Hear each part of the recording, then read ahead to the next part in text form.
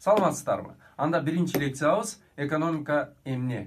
Экономика грек тилинен алганда ойкос жана номос деген эки сөздөн алынган. Үй чарбачылыгын жүргүзүү. Бул искусство. Эмне себептен? Биринчиден, бизде ресурстар дүйнө жүзүндө чектелүү. Андыктан биз экономикада эмнени өндүрөбүз жана кандай кызмат жасайбыз, кантип өндүрөбүз жана кантип кандай технологияларды колдонобуз, ким үчүн өндүрөбүз, ким үчүн бул товарды сатабыз деген суроолорго жооп берүү менен биз чектелүү ресурстарын туура колдонууга жумшайбыз. Мына товар өндүргөндөн кийин биз аны базарга алып чыгып сатабыз. Базар бул алмашуучу жай. Алмашуу процессинен эки тарап тең пайда алат. Сатуучу да жана алуучу дагы.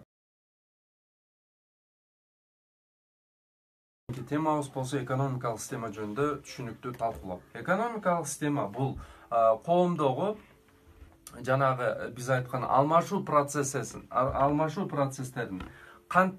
эмне өндүрөбүз, кантип өндүрөбүз, ким үчүн өндүрөбүз деген суроону 3 түрдүү жол менен жооп берүү. Бул бир мисалы салттуу экономиканы эске алсак, бизде Советтер Союзунда буйрукчул экономикасы иштеген. Себеп дегенде ал кантип кандай тууралуу себеби дүйнө жүзүндөгү жана сөз кылдык ресурстар аз. Жана ушул ресурсту эффективдүү жумшоо үчүн биз туура чечим кабыл алуубуз зарыл. Альтернативдүү нарык деген бул бизде бир нече жол турса, ошол жолдун бир гана жолу менен бара алабыз. Себеби мен азыр акыркы 2 жылда мен же окуймун, же иштеймин, же айталык башка иш менен алек болом. Бирок ошол башка жумушту жасоо менен мен окууну бул жака мындай кандай айтсам тандоого туура келет. Экономика илими дагы ушул тандоо суроого жооп берүүдө бизге тандоого жардам берүүчү илим. Себеби биздин муктаждыгыбыз чексиз. Биз баардык нерсени бүтүргүбүз, баардык нерсени алгыбыз келет, бирок ресурстар чектелүү. Биз сунуш мыйзамын карап өтөлү. Сунуш базардагы сунуш деген бул сатуучулар сунуштоочу товарды айтабыз. Бул мыйзам көрүп атасыздар, товардын баасы анын сатылуу же болбосо сунуштардын санына түз пропорция. Эгерде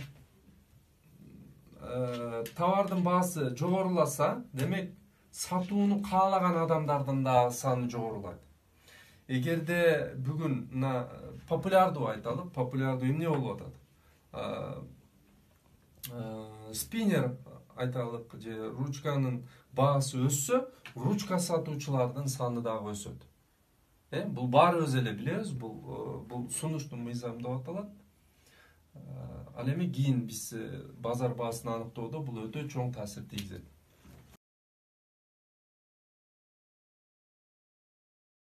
Саламатсыздарбы? Бүгүн суроо талап түшүнүгү жөнүндө сүйлөшөбүз. Demand англисчеси.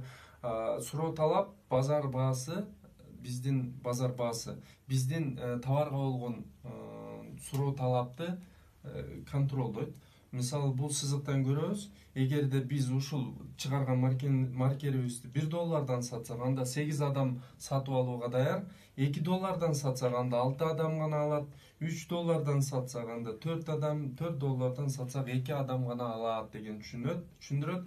Канчалык баа көтөрүлгөн сайын кардарлардын саны азаят деген түшүндүрөт. Бул суроо талап канчалык товардын баасы төмөн болсо, анын кардардын саны дагы ошончо көп болот деген түшүндүрөт.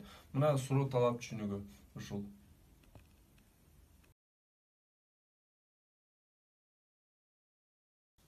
Саламатсыздарбы? Азыр биз сиздер менен базар теңдештиги жөнүндө сүйлөшөбүз. Базар теңдештиги сунуштун көлөмү жана суроо талаптын көлөмү бирдей болгон учурларда, кандайдыр ошол базар шартында, алардын экөөсүнүн ортосунда кесилген чекти биз теңдештик чекти деп атайбыз.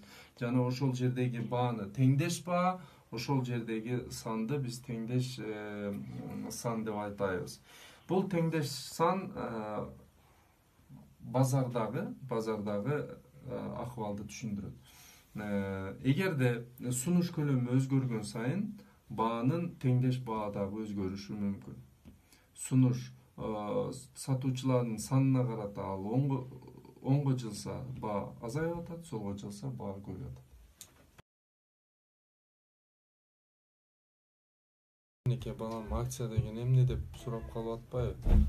Акция бул баалуу кагаз. Кандайча акция бул элестеткиле бир компаниянын айталык 100 000 сом турган болсо, анан ошол акция 100 акция чыгарган болсо, демек ошол 100 000 сомду бөлүп туруп сатат. Эгер сиз компаниянын акциясын алган болсоңуз, демек сиз компаниянын бир бөлүгүн же компаниянын үлүшүн сатып алдыңыз. Бул сиз компанияга ошол канча акция алсаңыз ошончолук деңгээлде ээлик кыла аласыз. Бул акция сизге компаниянын түшкөн пайдасынан сиздин мындай айтып коебуз, канчалык пайыздык үлүшүңүз болсо, ошого жараша дивиденд түрүндө сиз пайда аласыз. Ал таза пайданы бөлүштүрүү дегенди түшүндүрөт. Бул эмне? Биринчи, акча негизги 3 функцияны аткарат. Ал бир функциялардын бири жүгүртүү каражаты, аны биз эмнеге колдонобуз? Товарга алмаштырабыз, ал товар берет, анан биз кайра акчаны беребиз, кайра акчаны алабыз, өзүбүздүн кызматты көрсөтөбүз. Бул жүгүртүү каражаты. Ал эми экинчи кызматы, бул функциясы, топтоо каражаты. Эгерде сиз акчаны көбүрөөк, кызматты же товарды көбүрөөк сатсаңыз, анда сиз акчаны топтойсуз. Жана ал сизде байлык болуп калышы ыктымал. Нарк өлчөмү. Кандайдыр бир товарды же тейлөөнү сатып алууда сиз сөзсүз түрдө акчанын мындай өлчөмү менен бересиз. Демек бул кайсыл товар канча турушу тууралуу дагы өзгөчө функцияны аткарат. Демек бизде акчанын куну, акчанын күчү бул өлкөнүн экономикасына аябай тыгыз байланышкан. Эгер экономика күчтүү болсо,